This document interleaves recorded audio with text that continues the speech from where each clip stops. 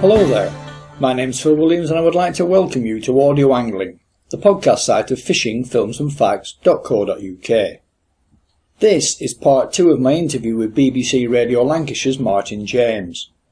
At the close of part 1, we just finished looking at your many practical achievements, but these pale into insignificance when you consider that all were achieved while suffering from multiple sclerosis, which has to serve as an example to everyone. Yeah, well, everybody sort of sees me and they say, "Oh, you're hello, Martin." And I hear people say, "He's always cheerful, Martin. He don't moan about much. The only thing he moans about is litter and slobs." Well, I can't stick either.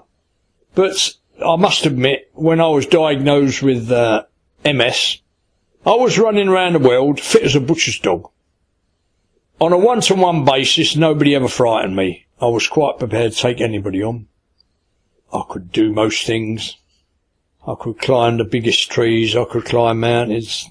I'd do anything like. And suddenly, it all stopped. They took me in hospital. I was in 17 weeks. It took them a long time. In them days, they didn't do brain scans, they done lumbar punctures. And I remember the registrar said, "We're going to take a lumbar puncture."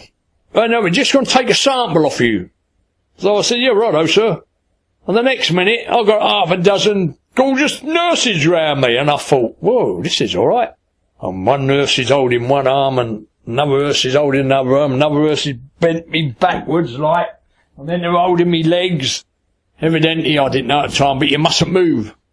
Then I felt this needle go in, and it seemed to be going in, and I'm waiting for it to come out my stomach. And it seemed to take quite a while, and I tell you, the pain was excruciating. And then I had to lay on me back for 24 hours. Mustn't move. They said, "You mustn't move. If you do, you get blinding headaches." So I done as I was told. And they wanted to give me drinks through a bottle like you give a little baby. And I refused. I said, "No, I ain't drinking through that." I said, "Don't worry, I'll use a tube with some water, that'll do."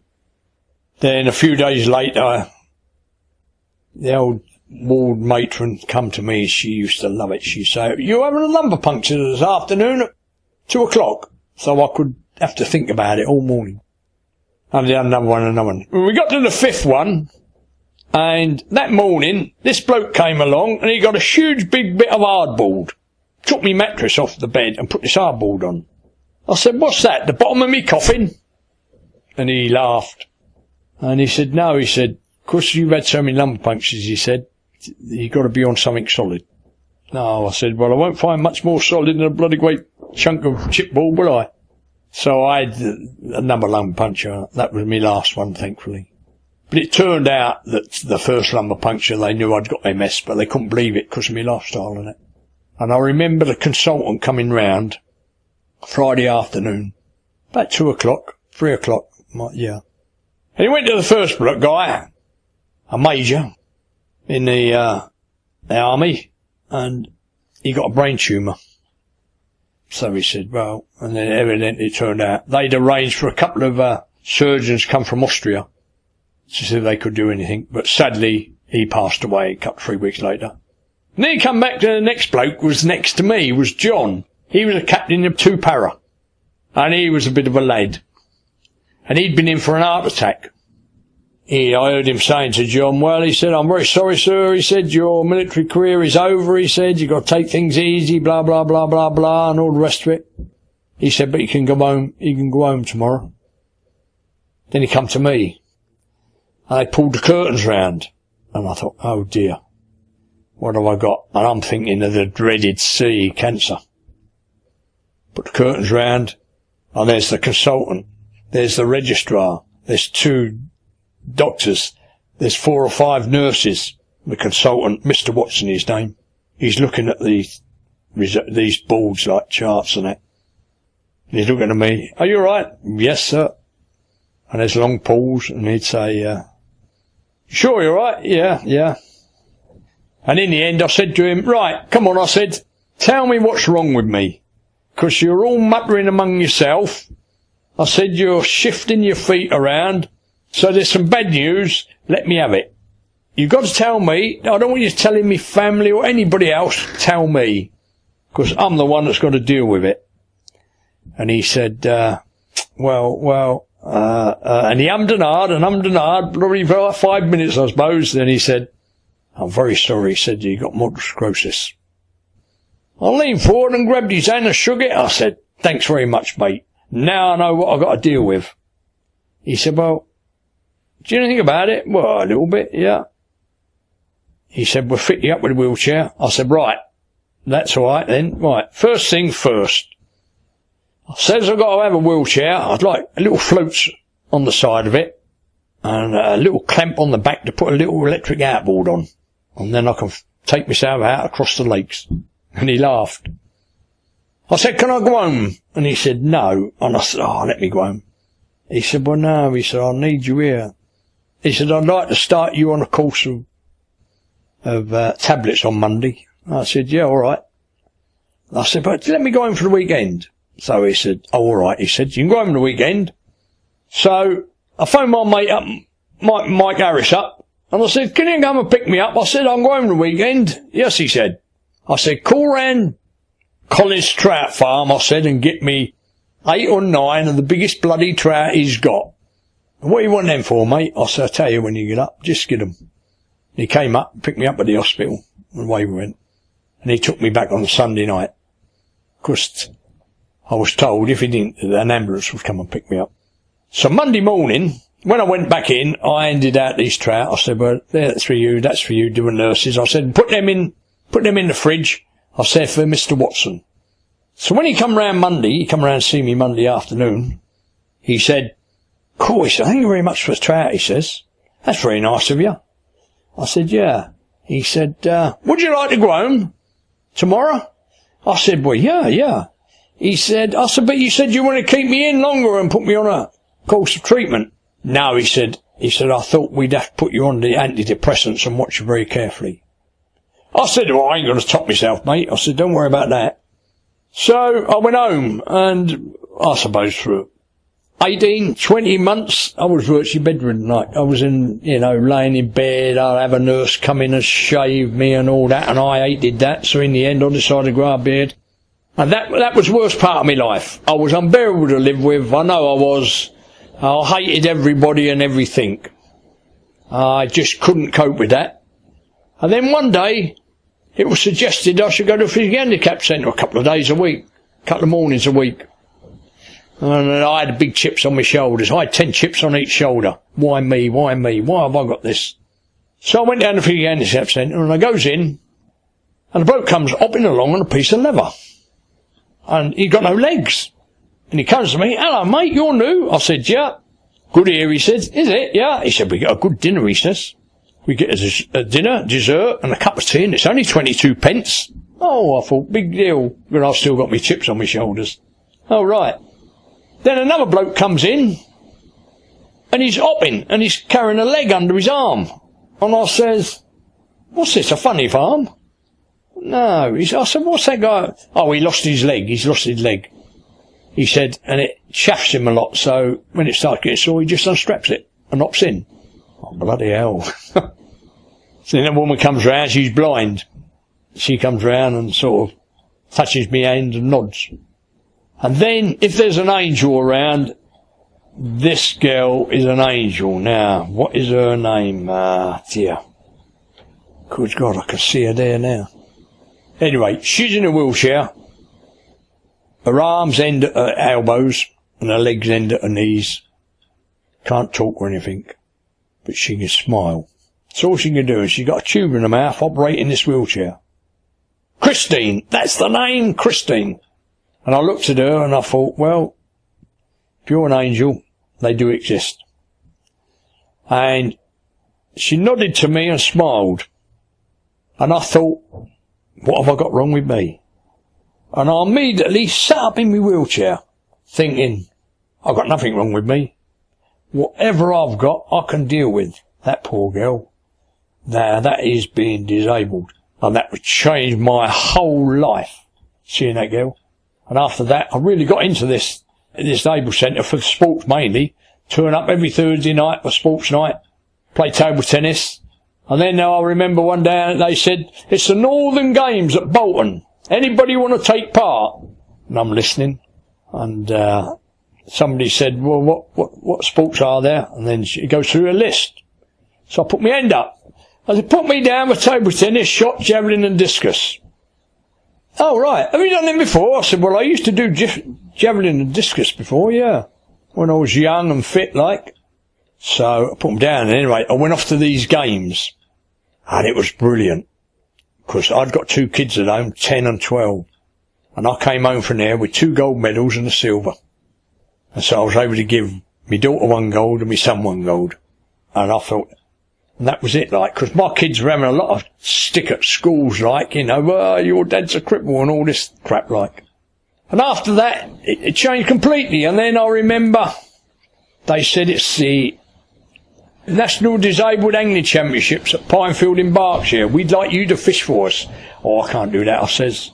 I'm a professional against them. But no, we want you to fish. I said, well, I can't get down there. And the manageress said, me and my husband will take you down there. So I went off and down there and I won that. I won the wheelchair section of that. And I got this big cup and I said to the manageress, I said, right, well, I don't want that. You can have that. And I got a big bottle of champagne. I said, the cup can go to the club. I said, you and your husband can have a bottle of champagne. And then I'd done these games all over the country. And then it went to Stoke Mandeville for the national games. And I won a gold in the discus and a gold in the javelin there. And I don't know what record it was. The gold, I set up a new international record for either the javelin or discus. I can't remember now. And it still stands today. But they used to chain me wheelchair down, like. You'd get 3 throws. But I used to say, they said, right, you got 3 throws at a shot. No, I said, I've got 1 throw. I said, because I'm too knackered after that. And I'd give it all the welly I could, like, and push the shot. And I managed to get a bronze on that one in the end.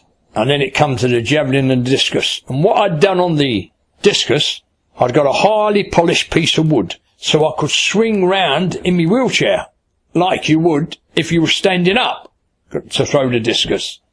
And that helped me a lot. And again, I 1 throw in it and 1 throw in a javelin. I was too buggered after that. And that was it. And then I just sat around the rest of the day watching all the other athletes and having a good time. And then we had a bit of a party that night. And the following day there's some other events. And about 3 o'clock in the afternoon they announced all the winners. And I got 2 goals. I was very proud of that, I was. And at Stoke Mandeville, what we had prisoners from Buckingham Prison looking after us. And I had this prisoner and I said to him, what are you in for, mate? He said, I've done a bit of burglary. I said, gonna do it again? No, he said, I ain't. He said, it's horrible now. I said, well, just look at it this way. There's always worse people off than yourself. I know, he said, I've seen them here, he said. He said, how do you stay so cheerful? He said, stuck in a wheelchair. I said, well, I've got a lot of friends. I go fishing. I go shooting. Shooting in a wheelchair, yeah. I said, my mate takes me and my wheelchair and my dog and he drops me off at a big field over in Yorkshire. And I slowly creep along in my electric wheelchair along this big long hedgerow. It's about 400 or 500 yards long. I said, and my dog's beside me, and when I see a rabbit bolt out, I go, whack, bang. Sometimes I hit it, and sometimes I don't, and I'll send the dog to pick it up. So, it's lovely for me, because I've got to see it all the time. And that was it, like. So, yeah, MS, it was an hard time, and then during this period with the MS, my doctor suggested perhaps I'd like to join Crossroads. And I said, well, what is Crossroads? And he explained it's an organisation where we try to give carers a better quality of life by letting them have a day off from looking after their caring duties and put a trained carer in. And I thought, that's very good. That's good. That I believe in that. And so I joined Crossroads and I had several years there. Out fundraising everything for them. We'd have coffee mornings on a Saturday, like 4 or 5 times a year. I'd always make sure they got a few decent raffle prizes from tackle companies and that. And we'd done a lot of good. I ended up as vice chairman. I remember going to a meeting of various charities once, and I'm sitting at lunch, and a woman said to me, she said, "You're from Crossroads?" I said, "Yes." She said, "You get lots of publicity?" I said, "Yeah, well, we make sure we get publicity. We work at it."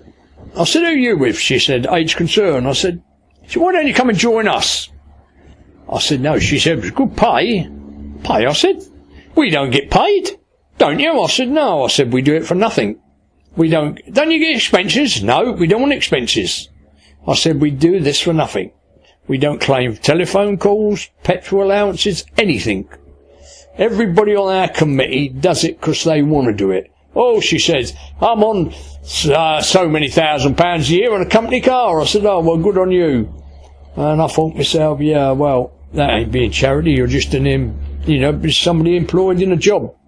I was quite disgusted about that. And after that, I looked into the funding of these various charities, and it seems that it's probably every pound raised, only a penny goes to the charities. So I was thankful that I was with Crossroads, and I think Crossroads countrywide do a very fine job. And let's not forget the most prestigious award of them all, your recent MBE in the 2012 Queen's Birthday Honours List. They certainly don't hand those things out for nothing. Well, before we get to that, really, I need to mention the illuminated scroll from the ACA and life membership of the ACA, which was granted to me in 1987 for me work for conservation and angling. That was a big moment for me. That was luncheon was held at Fishmongers Hall, and I went down and I got presented with this, and that is hanging on my wall in my study. I'm very proud of that award. Then the following year, I was asked to compare a chat show in front of several thousand anglers, celebrate 50 years of carp fishing in the memory of Richard Walker. And so I said, yes, I'll do that. They said, how much you want? I don't want nothing for it. I don't want no expenses, no nothing. I'm going to do it for the great man. And I remember 3 people couldn't turn up: Maurice Ingham, Dick Kefford and BB. And I said, well, what we do, we're going video them. We can't afford that. Don't worry, I'll take care of it. So I took care of all that, and we went and videoed them guys so we could show it on the big screen at the chat show. And I'd done this chat show, and we started off with modern anglers, and we went right back to the 1940s carp anglers. Absolute stunning it was. Brilliant. I wore evening dress for that event because I felt it deserved it.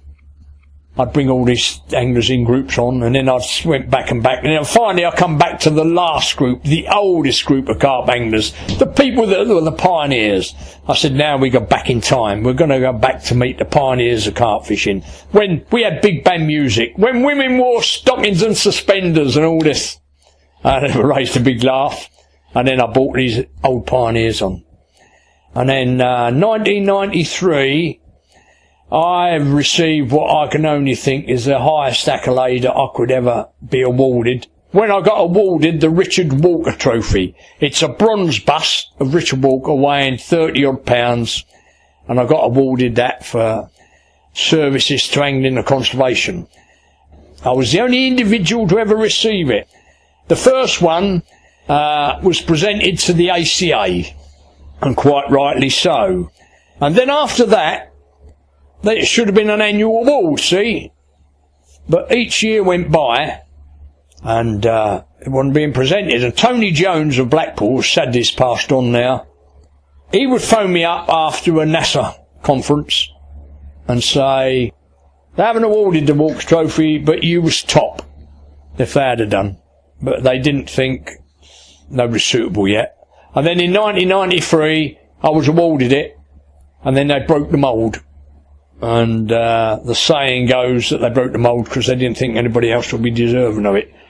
That was the highest accolade I could achieve. And every morning I go into my study, and there's Dick sitting there alongside my desk, and I'm, morning Dick, and he's got a smile on his face, because he was a great role model to me. He was a person that made me a more better and caring person. He was.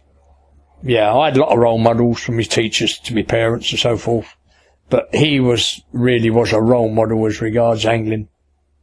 Then, this year 2012, I received a letter in April from the Cabinet Office saying that I was being awarded an MBE for voluntary services, not paid services, voluntary services to charity, conservation and angling.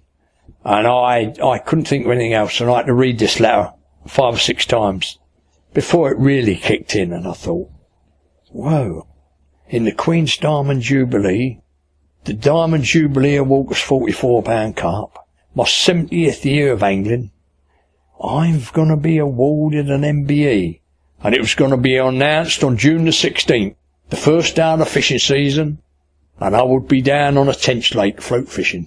I thought, oh, how wonderful. So I immediately phoned my daughter in Dubai and told her, and I phoned my son and told my wife.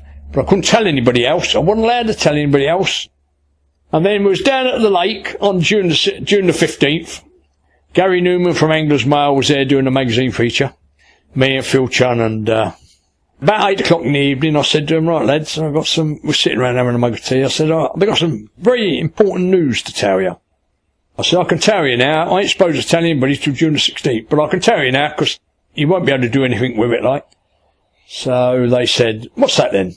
I said, I've been awarded a MBE in the Queen's Birthday Honours List, being announced a minute after midnight tonight. Whoa, well done. So Gary said, what do we call him? I said, you call me Martin. And then somebody said, did we touch a forelock? No. And then Phil Chun said, I suppose we'll have to bait his hook for him. And this other lad, I can't think of his name now, he says, I'm not cooking his breakfast either. And it was quite amazing that on June the 16th it was announced, and then the BBC phoned me up about 20 to 9 that morning, said, congratulations on your MBE. We'd like to talk to you, do a live piece with you. Yeah, righto. So there was a bit of music played, and then they come to me live and said, we've got great news, Martin James has been awarded the MBE, blah, blah. And I'm talking to them, and suddenly the old float went away, and I struck, and I hooked the first fish of the season. And it was good tension. It was good tension. Gary's there with the camera, wants a picture, but I can't play the fishing because I'm holding the phone in the other end. And I'm having to talk for about 9 minutes. And then they went and I netted me fish. And it was a 6-7 tench. So that was a great start to a new season. And to be awarded an MBE, well, from the Queen that I've admired, I had admired her father, King George VI, as well. Like, I've always been a royalist. I've been brought up to respect the royal family. I think the Queen has done a wonderful job. Nobody could have done a better job. I think Prince Philip has been very, very good alongside her as well. And I think we couldn't have done better. And when I think back, as I wrote in a newspaper, in a letter to the newspapers, I said, how horrid it would be to have a President Blair or Cameron. You've mentioned the names of a few late greats, including the man you describe as your role model, Dick Walker, who's still revered by many even 30-odd years after his death. Most of us will already know these people's angling pedigree, so perhaps you could give us a bit of an insight into the character of some of them, starting with that man Richard Walker. Well, Richard Walker first come into my life when I was about 13. He wrote, or perhaps 14, he wrote a couple of articles on carp fishing in the Fishing Gazette. He wrote under the name of water rail. Well, as we know, water rails are very secretive birds. You don't often see them. I've been fortunate that I've seen them on several occasions, or quite a few occasions over the years, because I've been a bit of secretive angler myself. I creep and crawl into position. I'm that quiet at the waterside. Recently, I had a kingfisher come and land on the rod 3 foot up from my hand. And it perched there for a little while and then flew off. And it turned up a few minutes later with its youngster. And they both perched on the rod. And then the male, or the adult, dived into the water, caught a bullhead, come up, whacked it on the rod, and then fed it to the youngster. And then they both shuffled up their feathers as if to say, cool, that was good, Dad, and then flew off. And that's how quietly I like to be sitting at the waterside. So Richard Walker, he come out then. And then the turning point in my whole angling life suddenly happened when he had a book published 1953. I'd known about his red old carp called 13th of September 1952 at 4:20 in the morning. Him and Pete Thomas had gone from hitching Hertfordshire down to Redmire Pool, and on the way to Redmire Pool, the chassis come off the car in Northfleet. And so they went and knocked up the local garage owner and said, could anything be done? And the garage owner said, yes, he said. And he went round and he roused up his 2 mechanics, come back. Anyway, they sorted all the car out, and Dick said to the garage owner, how much do you owe you, mate? Would 10 bob be all right? So whether Dick paid him another 10 bob or not, I don't know. And then they carried on to Redmire. And they got to Redmire, and it was one of the darkest nights of the year. There's a big black cloud building up from the west. So they decided to pitch a little tent, just to keep the things in like. And then they cast out their balanced spread paste, and their baits were only feet apart. And then they sat there. Then around 4:20 in the morning, Dick's bite indicator sounded. Pete Thomas said, it's your rod, Dick. And Dick put his hand under the rod, the back of his hand, so the line could go. He could feel the line going across the back of his hand, because the back of your hand is very, very sensitive. And then he banged his bar alarm in, watched the line tight, and then struck. And he hooked this big carp. And as he's playing it, as he said, it was like sandbags hitting the rod as it powered away. And eventually they got it in the net. And they weighed it roughly on a couple of scales at about 40 pounds. So they knew it was a new record. So the following morning, Dick phoned London Zoo and said, would you like a 40-pound carp? And they said, we've got a 14-pound carp. No, he said, not 14, 40. 40. Later on, 2 men turned up with a big tank, took the carp away, and Dick had it arranged it for it to be weighed accurately when they got back into the zoo, and it went 44 pounds. Now this shook the whole angling world. This was major news that it was on BBC television, black and white in them days, on the news. This story of the 44-pound carp. When I tell you that thousands and thousands of anglers would not believe it was caught, they said, no, carp can't grow that big. But Walker had proved they could. And earlier on that season he'd already had a 31.25 pounder. But in actual fact, that 31.25 pounder was bigger. But Bob Richards had caught a 31.25 pounder. He was the one that caught the first big fish from Redmire. He was a tobacconist from Gloucester. So Dick didn't want to disappoint him by taking his record off him a second time. So he said, oh, it weighs 31.25, Bob. But it didn't, it weighed more. That was the type of man Walker was.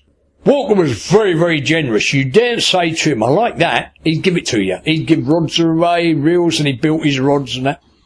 So that was 1952. That's when I realised that this man was something special like. And he was a powerful, he was what you would call a real true Olympiad, I suppose, how you'd expect an Olympiad to look. He was 6 foot odd tall, silver grey hair, real handsome looking guy. You know, every guy around would like to have his looks. I suppose you could say he was an Apollo. And he was married to a nurse who sadly died in his early days, like. And that was a bit of a hit for him.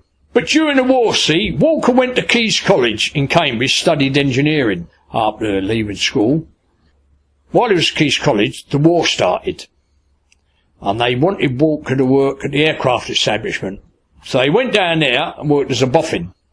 And he worked on night fighter aircraft, and he'd go out across Germany on an unarmed night fighter, testing all this equipment, this radar equipment, which was new like. And he did crash land once down in Cornwall, damaged his ears and that.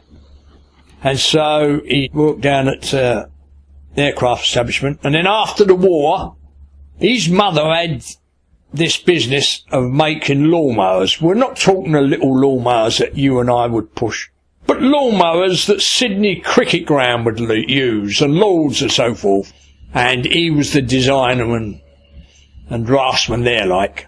And eventually his mother took over, and his mother lived to a very ripe old age, way into her 90s she was, and she read lucid and very well spoken. So then 1953, Walker had this book, Stillwater Angling, come out, where this revolutionised the angling world. In that book, Walker said you catch big fish by design and not by luck. And he gave 5 rules about how to catch big fish. You know, don't frighten them, use the right tackle, use a simple bait and all this. Keep everything simple. And in that book there was chapters on catching big roach, and big carp, big tench, and so forth. The book came out in February 1953, and I'd ordered my copy from Smith's, and I was on my way to the college, and Smith's opened at 9 o'clock, and I had to be at college at 9:15, and I thought, I'm going in late today. So I went down to Smith's, waited for an open, went in, and I said, come to collect my Stillwater Angling book that I've ordered, please. Yes, sir, said the assistant. No, I think it was 18 shillings and sixpence. Not too certain on that one. I think it was. And I paid for it. I come out, stood outside the shop, and I'm flicking through it. And before I knew it, it had gone 10 o'clock. And I thought, I can't go to college, so I'm going home. So I went home, and my mother said, what are you doing home? I said, well, I've been to Smith's, mother. I bought this book. I said, I've got to read it. I just can't go to college today. I've got to read it. So she said, all right then. And I went up to my bedroom. I laid there on my tummy with the book on my pillow, and I read it from cover to cover. And I came down about 2, 3 in the afternoon, have something to eat and that, and I went back up and read it again. And I'm reading it, and I'm still reading it. And my copy's been leather bound in green leather, and I've also got it signed by Dick Walker. And then the other book I've got is Drop Me a Line, Dick Walker, Maurice Ingham. And that was a group, it was letters between the 2 anglers. And I've had that bound up in. And I've got that signed by Maurice Ingham and Dick Walker. And I've probably, to the best of my knowledge, the only person in the country to have both books signed by the authors and bound up in green leather. But yeah, Walker he was great. And then Angling Times started. Angling Times come out in June the 8th. Friday, June the 8th, was it Thursday, June the 8th? Can't remember now. Anyway, in July of 53, the first edition of Angling Times. And in there was a column, well, it was a page, Walker's Pitch. And he wrote that Walker's Pitch for 30 years. And when he first wrote it, he used to write in copper handplate writing. And when he used to write to me, he used to have this lovely handwriting. And I spoke to several editors over the years, and they said there was never a mistake, never an ink spot or nothing. He's just a great person, and he was always helping other people, and nothing was too much trouble. And privileged to have shook a great man's hand. The very first day I met him was in the early 50s, down in London, a big angling show.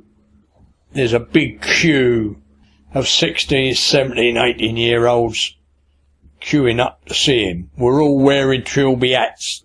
Dick Walker wore a trilby hat. We were disciples of Walkerism. We really were. And I remember eventually getting to the front of the queue. Can I have your autograph, sir, please? And I shook his hand, and he said, yes, call me Dick. Yes, sir, I said. It took me a long time before I could call him. I couldn't call him Dick at first. I called him Mr. Walker, and then eventually I called him Richard. I never did call him Dick. I don't think I ever did. And he was just some great guy. Sadly passed away in 85 with cancer. I remember going to the memorial service and recording the memorial service down in Biggleswade. Drove down in the morning, recorded the service, drove back in the studio, edited all the material up for the programme the following morning, and then I drove all the way down to Sussex for 4 days duck shooting. There's many times when I sit at the waterside and think, what will Walker do now when I'm struggling to catch a fish? I think, what will Walker do now? Yes, they were getting away from it. I've tried to get him memorialised in Westminster Abbey for many years. I've had letters back from Queen, various Prime Ministers. The nearest I got with it was when Margaret Thatcher was Prime Minister. She was very, very good, and also I thought she was a brilliant person in any case. And so she tried her damnedest to try and make it happen, but it didn't happen. And I tried and tried and tried, and I got a huge file of letters from all manner of people, from, army generals and so forth, in the hope of we could get him memorialised in Westminster Abbey. I got letters from the Canon and all that, but no, it never happened. So I was always sad about that. One of Dick Walker's great friends was BB, Dennis Watkins Pitchford. He had a very memorable book out, Confessions of a Carp Fisher. And he wrote lots of other books, natural history books. And he was a great conservationist, great wildfowler. I well remember meeting BB on one occasion up in Perthshire. Middle of January, gale blowing, snow sheeting down. It's like a big curtain. And from across this bit of an old bog come BB, and we sat ourselves down behind a bit of an old wall and sat chatting about fishing and everything else. And a great guy, wonderful man. I was very fortunate to have him on my radio show many times. He was, I remember the first time I visited his house. It was a round house, Northamptonshire. It was an old toll house. And he got a pond in the garden. And, BB, I would advise any boy or girl to read his children's books. Absolutely wonderful. He won a Carnegie Medal of Honour during the war for one of his children's books. He was a very famous author, and he wrote another book, Be Quiet and Go A-Angling, under another name, because his publisher didn't want to publish it, and he said, well, I'll get it published by somebody else. So you can't do that, the contract says that. So he chose another name.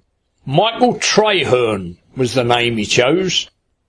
And the book, Be Quiet and Go A-Angling, today a good copy will fetch £500 plus. Wonderful man, really was.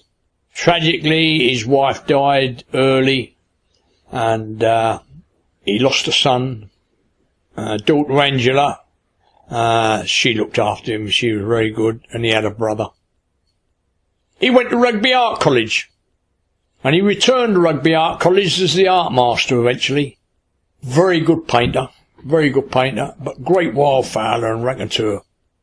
Really wonderful guy. And then Fred J. Taylor. What can one say about Fred J. Taylor? There was the true countryman. Here was a man that was out in Tobruk during the war, who fought Rommel's Afrika Korps. And he come home from the war and returned to his fishing, tench fishing and so forth.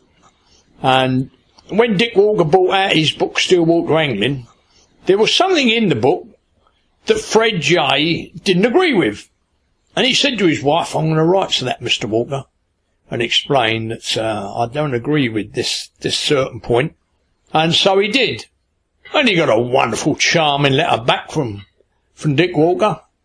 And they met up. And the first time they met up was at Arsley Lake in the middle of winter. Freezing cold day, rain sheeting down. Walker went up to Arsley Lake to meet him during his lunch hour. And he said, Walker, I think, said to him something along the lines of, he said, only a crazy angler will be out in a day like this. And Taylor said, yeah, I'll be glad when it's ended, he said, and I can go home. And that's how they met. And they become very, very firm friends, and they shared one another's fun of the riverside and all that. Fred was a great rabbiter and a great cook of outdoors and wine making. And Fred used to go and fish up in Canada with Stu Mackay. Well, I'd fish with Stu Mackay up in Canada as well for the carp and the Red River catfish and all this. I remember being at a disabled event. I was in my wheelchair, and it was a few days before August the 12th. and known as the glorious 12th grouse shooting season. And Fred said, "Have you been shooting, Martin?" And I said, "No, but I should be grouse shooting in a few days' time. I'm up on the moors over in Yorkshire." "In your wheelchair?" I said, "Yeah." I said, "They put it back in the big Land Rover and they take me up and put me in the butt." I said, "And there I am, and I shall have a few grouse." "Yeah, good on you, boy," he said. Yeah, we had lots of rain. I fished Wootton Lake, which was the Taylor's Tenchwater. Famous old lakes them were. I caught my largest crucian carp to date up there. 2.12 it was. I'm fishing with a guy, and we're fishing at night from these barges. Can't call them punts, they're like LCEs. Tank landing craft. TLCs. Small tank landing craft type jobs. We're fishing by a torch beam, illuminating the float. And the float went, and I struck. And I said to my mate, I said, we'd been talking about crucians, and he said, "No crucians seem to come out." I said, "I've got one of your crucians that don't come out." And I had 2.12. And, they were great times. And then sadly Fred passed away, but not before he got awarded his MBE. And he was awarded his MBE because he wasn't fit to travel to the palace. He was awarded his MBE of his own by the Lord High Sheriff of Bedfordshire. Yeah, lovely man, lovely family.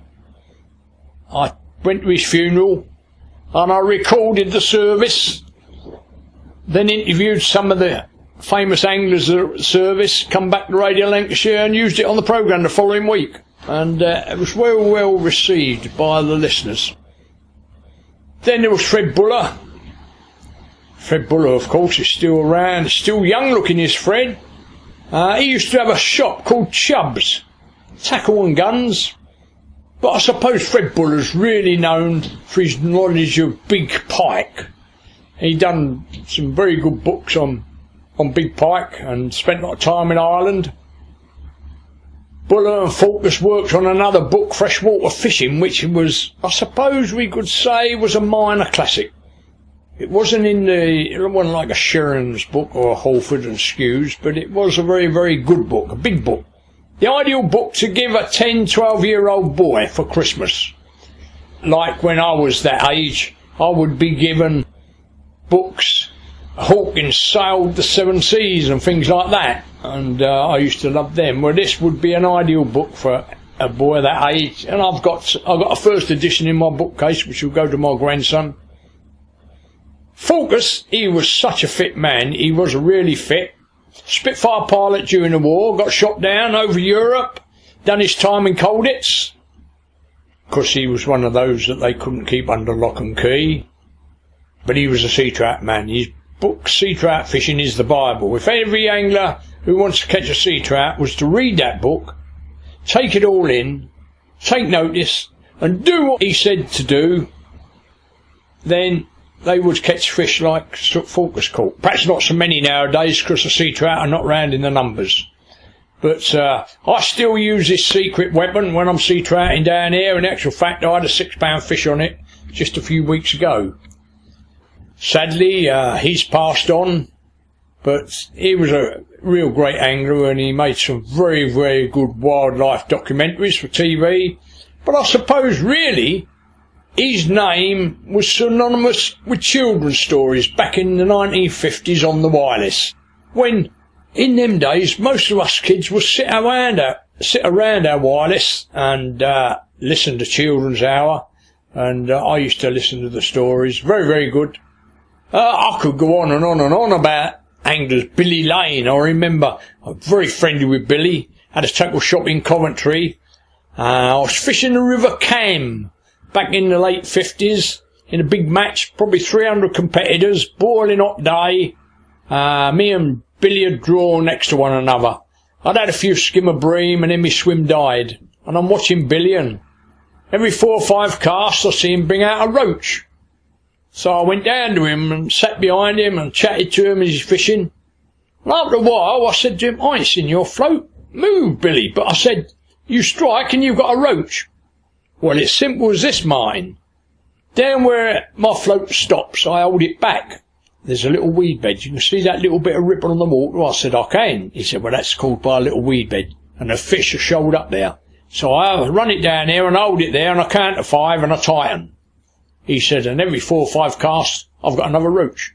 And he won the match with a good catch of roach that day. Of course, Billy was great friends with Dick Walker. They go and fish the Ouse together. You know, you got a world-famous matchman and a world-famous big fish angler. But that didn't bother them. They shared the secrets. Well, I don't think they had secrets, really, because they would give everything away to you. It's a wonderful, wonderful time. I could go on and on and on. So where do we end? We have to end somewhere, so I suppose we'll leave it with those few famous anglers, but there's many, many more I could talk about. Well, there is just one more, actually, if you don't mind, and you mentioned him earlier, the late great sea angling legend Les Moncrief.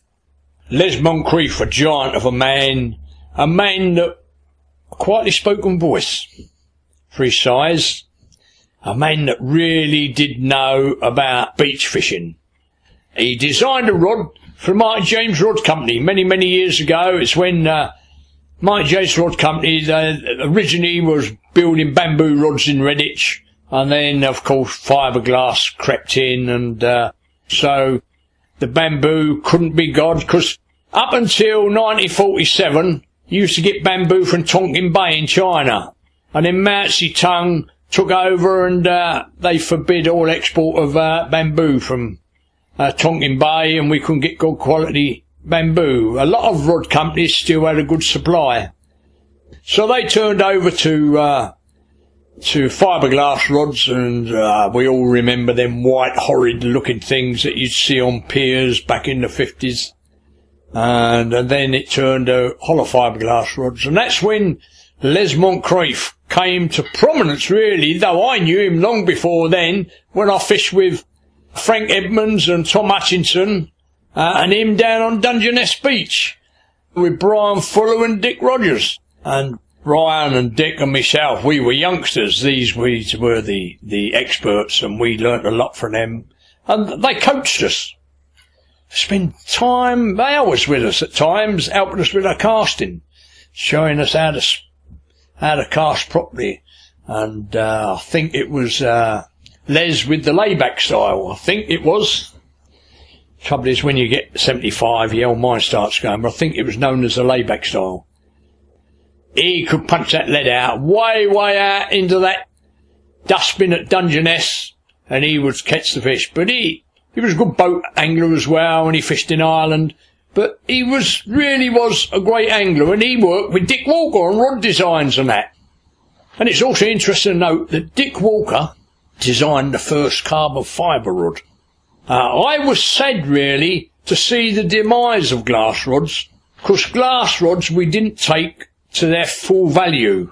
We bought carbon in. Now, carbon is a very brittle, very stiff material compared with glass fibre. It's quite interesting to note that 3 years ago, Thomas & Thomas bought out a range of glass fibre fly rods. And I'm proud to have a set of them at home, which I use a lot. And it's like fishing with a cane rod. Beautiful it is. And with glass fly rods, it allows you to make a mistake. Carbon rods don't allow you to make a mistake. Carbon rods, fly rods, all right, when there's strong winds blowing and you're fishing the flats for bass and that. But for general fly fishing, I reckon the glass fibre rod's the top. And it's interesting to note that Bob Batu, who's a great angler still around, he's probably the finest river angler in the country alive today, still uses glass fibre rods, and he still uses old Mitchell 300s with the butterfly rear locking. And as me and Bob were talking on a programme the other week, glass fibre is more forgiving, and the fish don't feel the resistance when they pick up the bait.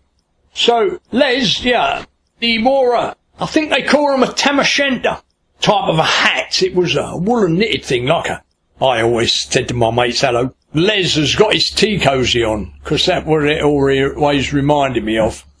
Wonderful angler, very, very experienced angler. Then there's, I could go on and on and on. Those days with Moncrief are spent fishing down along the South Kent coast. Now, despite the fact that you are well known to a wide range of anglers for, amongst other things, your broadcasting on Radio Lancashire, It won't have been lost on those listeners that you don't originate in these parts, something you've already alluded to here and there earlier in our chat. So why then the move up here? I come up here for work, really. What it was, I was over in Yorkshire, and a guy said to me, he said, you want to come home to me? Where do you live? He said, Burnley. And I said, well, where's that? In Lancashire. So I said, yeah, I'll come over. So I went over for a weekend. You bring a suit with you. I said, where are we going on this Saturday night? And he said, we'll go down to the Miners' Club. I thought, I don't want to go down to the Miners' Club. What do I want to go down there for? I said, you got no nightclubs? Oh, he said, this is better than nightclubs. Anyway, I went. And I walked in, and there's like six inches of carpeting on the floor. I thought, really? And of course, there's lots of girls around, and my accent, immediately, they was all attracted to me. I didn't even have to buy a drink. Nobody let me buy a drink. I wasn't a member, so I wasn't allowed to buy a drink. When I tried to give somebody some money to get a drink, no, he said, you were a guest. And then on the Sunday, this guy took me off and showed me the River Hodder and the River Ribble. And I saw a bloke catching some nice roach, and I thought, it's nice. And then the following weekend, we'd done other parts, and we spent a bit of time in the Ribble Valley and up the Loom Valley and that, and I thought, it's a nice place to live. Kent was becoming a concrete jungle, and I thought to myself, yeah. So anyway, I managed to get myself a very good job as a photographer up here, and I came up, and then I stayed there. I didn't want to go home. And I'm glad I stayed up here, because it's been very, very good, and now I live in the finest part of the world, the finest part of England, the Ribble Valley. And I've got everything I want around me. I've got lots of friends, lots of fishing. So what more does a man want? What indeed. In fact, I recall the Queen once having said that if she could retire, which obviously she can't, and if she could choose anywhere within her realm to live, it would be Slaidburn at the top of the River Hodder in Lancashire, which sounds like a pretty damn good choice to me, and one you're obviously happy with as well. So thanks for giving up the last couple of hours of your time and having the tables turned on you for a change. Now you can dash off and get in a bit of fishing before the forecast rain, for which Lancashire is equally famous, starts to fall again.